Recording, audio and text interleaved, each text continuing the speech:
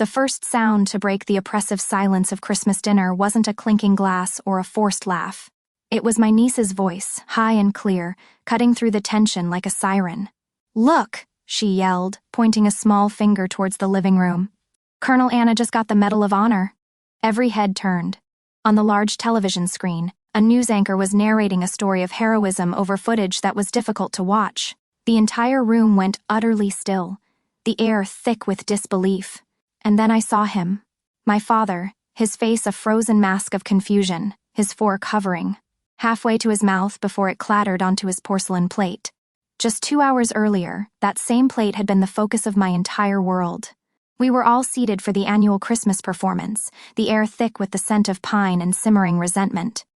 I was seated across from my father, a man obsessed with the tangible legacy of the family's local construction business, a legacy measured in concrete and rebar. Next to him sat my brother, Stephen, the family's golden boy and smirking, heir apparent, who had recently been made a junior vice president. He was holding court, bragging about landing a new contract for a strip mall on the edge of town. My father beamed, his pride so bright it was almost blinding. He raised his wine glass, the crystal ringing softly. He cleared his throat and began a toast, not to family or the holiday, but to the future. He announced that since I had chosen a go-nowhere government admin job and had shown no real interest in things that mattered, things that could be built and owned, he was making a change. He was officially writing me out of his will. "Everything goes to Stephen," he declared, his voice firm. "He's the one building a real future." I watched the faces around the table. I saw pity, I saw discomfort, and on my brother's face I saw a flicker of smug triumph. My father was looking right at me, waiting for the explosion, for the tears, but I gave him nothing. I simply picked up my own fork, took another deliberate bite of mashed potatoes and swallowed. The dismissal didn't sting. It was simply a confirmation of a truth I'd known for decades, a final tally on an internal ledger I stopped keeping score on years ago. My calm was my last line of defense. My father looked at me, expecting tears or an argument. He got nothing. He didn't know he'd just disowned the woman whose operational reports were classified above his own theoretical security clearance. To understand the silence that followed his decree, and the shock that shattered it, you have to understand the two lives I was living. To them, I was always just Annie. It was a soft, simple name for a soft, simple daughter who did something quiet and unimportant for the government. It was the name they used at my brother Stephen's 30th birthday party, a massive backyard barbecue to celebrate the brand new, fully loaded pickup truck my father had bought him. I remember seeing it parked in the driveway with a ridiculous red bow on the hood, a monument to effortless approval. I had arrived just an hour before, home on a rare 72-hour leave. The bone-deep exhaustion of my last deployment still settled in my joints. The first thing my mother did was hand me a tray of drinks and ask me to pass them around. In the space of a single breath, I went from being a commander to a caterer. Later that year, at a dinner, I made the mistake of trying to bridge the gap. I attempted to explain what I did in the simplest terms, talking about managing the logistics for personnel and assets in highly dynamic environments. My father just patted my hand, a dismissive, placating gesture he'd perfected over the years. "That's nice, Annie," he said, his eyes already drifting back to my brother. "Just numbers and paperwork, right?" Now, Stephen was just telling me about the zoning variance he pushed through for that new warehouse project. It was always like that. His world was tangible, wood, steel, and profit margins. Mine was abstract, distant, and therefore irrelevant. I'd look at the pride in his eyes when he spoke of Stephen's minor local victories, and I'd remember him telling me college was a waste if I wasn't going into the family business, that my ROTC scholarship was just a way to delay facing the real world. My mother, a woman who treated family harmony like a fragile piece of glass, would always try to smooth it over later, in quiet whispers in the kitchen. "Just let them have this," she'd plead. "Your brother's life is here, in a world we understand. Yours is somewhere else. It's just hard for your father to grasp." She wasn't being cruel, she was just weak. She saw her job as managing our feelings, not defending our truths. And my truth was a universe away from their Sunday barbecues. My truth was a place they couldn't even imagine. That place was a sensitive, compartmented information facility, or a SCIF. It's a room with no windows, where the air is always cold and hums with the sound of servers processing billions of data points a second. There, I wasn't Annie. I was Valkyrie. I was the mission commander for an initiative codenamed Operation Crimson Trident. I remember one night staring at a wall of glowing tactical maps when a critical intelligence feed from a deployed Special Forces team went completely dark. A young lieutenant in the room, his face pale, immediately suggested aborting the mission. Protocol dictated it. But I saw something else, a ghost echo in the signal decay before it flatlined, a digital footprint that felt deliberate, a trap. There's a man I trust more than anyone on this earth. Command Sergeant Major Evans, a grizzled veteran carved from granite and loyalty, who had seen more than most people could imagine. He was standing behind me, watching the same screen. He didn't say a word, he just waited for my call. I leaned forward, my voice calm and low. "Execute a SIGINT gambit," I ordered. "Retask Predator 4 to Grid Zulu 9. I want eyes on that dead space now." The lieutenant started to object, to mention protocol, but Evans cut him off. "Valkyrie's call," he said, his voice a low rumble. "Make it happen." It was a gut feeling backed by years of experience. And it was right. The drone feed revealed a hidden enemy position, poised for a catastrophic ambush. We saved 12 men that night. There was no parade. There was no party. There was just a quiet, profound sense of relief, and the shared, unspoken respect of the people in that room. That was my world. That was my reality. And then, I would have to pack a bag for Christmas leave. I would stand in my quarters and methodically unpin the silver eagle insignia from my uniform collar.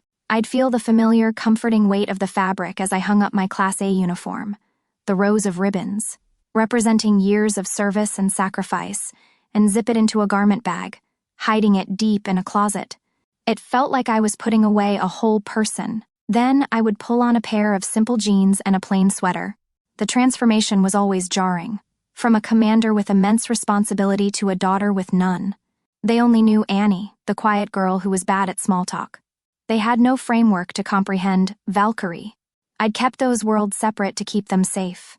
But sitting there, officially erased from my family's legacy, I realized I wasn't protecting them. I was protecting their delusion. After my father's proclamation, a strange sort of calm settled over me. As I ate my food, I was running a cold internal calculation. For years I had engaged on their terms. I had argued, I had tried to explain, I had pleaded my case, all of it useless. It was like trying to describe the color blue to someone who could only see in shades of gray. Arguing now would just be another scene in the same tired play. It would be playing their game, and in their game, the rules were written to ensure I always lost. So I made a decision, a procedural one. I would finish the meal. I would depart on schedule. And then, I would initiate a permanent communications blackout. Winning wasn't about changing their minds anymore. It was about finally making their opinions irrelevant to my peace. What they didn't know was that an external variable was already in play, something beyond their control. Before dinner, I was up in my old childhood bedroom, a room that felt more like a museum exhibit of a person I used to be. My phone buzzed on the nightstand. It was a text from Command Sergeant Major Evans. It read, "Ma'am, just got word. The Pentagon press office confirmed CNN is picking up the White House feed for a special. Report tonight at 2000 EST. The whole battalion is having a watch party. You're a legend, Valkyrie." I remember reading it, a small, wry smile touching my lips. My thumbs typed out a simple reply. "Thanks, Top. Enjoy the show." Then I put my phone on silent and slipped it into my pocket. My strategy was inaction. I would let the truth arrive on its own timetable, an impartial, unstoppable force of nature. Back at the dinner table, my silence was being completely misinterpreted. To them, it was not the quiet confidence of a commander aware of all the pieces on the board. It was a weakness. It was a defeat. I saw the smug satisfaction settle on my father's face, the way he looked at my brother Stephen with a proud nod, as if to say, "See? Problem solved?" Stephen, for his part, was practically preening, basking in the glow of his unopposed victory. They were so confident in their narrative, so wrapped up in the petty drama of their own making, that they were utterly blind to the reality hurtling toward them. They saw a daughter who had finally surrendered. They couldn't have been wrong. They saw my silence as surrender. It wasn't. It was calm before orbital deployment. They had no idea that an objective third party, the global news media, was about to audit their entire worldview, live and in prime time. The silence that followed my father's announcement was heavier than any argument could ever be.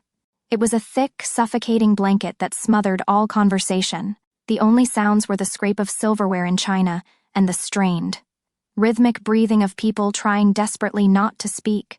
It was my brother's wife who finally broke. In a desperate bid for normalcy, she stood up, walked into the living room, and turned on the television. The cheerful, tinny sound of a broadcast holiday concert filled the void, a painfully ironic soundtrack to our family's quiet implosion. For a few minutes, we all pretended to watch, our gazes fixed on smiling singers in festive sweaters. Then, a banner flashed across the bottom of the screen. A deep, authoritative voice cut through the music. "We interrupt this program for a special report." My father grumbled under his breath about the news of never taking a holiday. Stephen sighed dramatically, annoyed at the disruption. The anchor began, "We are coming to you live with a story of remarkable courage out of Afghanistan." The family collectively tuned out. It was a story from a distant world, filled with people they didn't know and problems that weren't theirs. The anchor continued, describing the ambush of a special forces unit, their position overrun, all communications lost. He mentioned the name of the mission, Operation Crimson Trident. My heart gave a single hard thump against my ribs. I kept my eyes fixed on my plate, my expression unchanged, but my entire being was now focused on the television. I knew this story. I had lived it. The anchor spoke of a mission commander, who from a remote command post thousands of miles away, refused to accept the loss. He described how this commander orchestrated a daring and highly unconventional rescue, using predictive intelligence and redirecting assets in a way that went against all standard protocols. I listened as the anchor recounted a sanitized, made-for-television version of the most intense 12 hours of my life. My family was only half listening, hearing a generic story of military heroism. They had no idea they were hearing my Tuesday. The report then cut to footage from the White House. The camera was zoomed in on the president, standing at a podium in the East Room. The weight and credibility of the setting finally seemed to capture my family's attention. The president was speaking about the commander's genius, calm under fire, and absolute dedication to the lives of her soldiers. Out of the corner of my eye, I saw my father straighten his back, a flicker of patriotic interest crossing his face. It was then that my niece, Stephen's young daughter, who had been quietly coloring at the end of the table, glanced up at the screen. "That lady," she said, her voice small, "looks like Aunt Annie." My brother and his wife shushed her instantly, a reflexive dismissal. But it was too late. The president's voice boomed from the speakers. "And so, for gallantry and intrepidity at the risk of her life above and beyond the call of duty, the United States awards the Medal of Honor to Colonel Anna Jensen." A high-definition official photograph filled the entire screen. It was me. Not Annie in a borrowed apron at a barbecue, but Colonel Jensen. My face was stoic, my eyes focused. My Class A uniform was perfect, the decorations pristine, and around my neck hung the simple, iconic blue ribbon and gold star of the nation's highest award for valor. The anchor's voiceover returned, delivering the final devastating detail. "Colonel Jensen, known by the call sign Valkyrie, is one of the most decorated intelligence officers of her generation."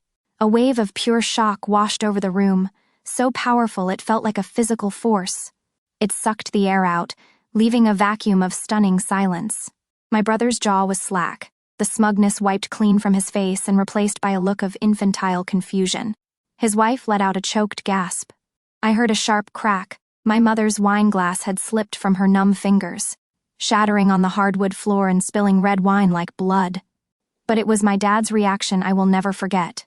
He was a man who had built his entire identity on strength and authority, and in that moment he slowly, involuntarily rose to his feet.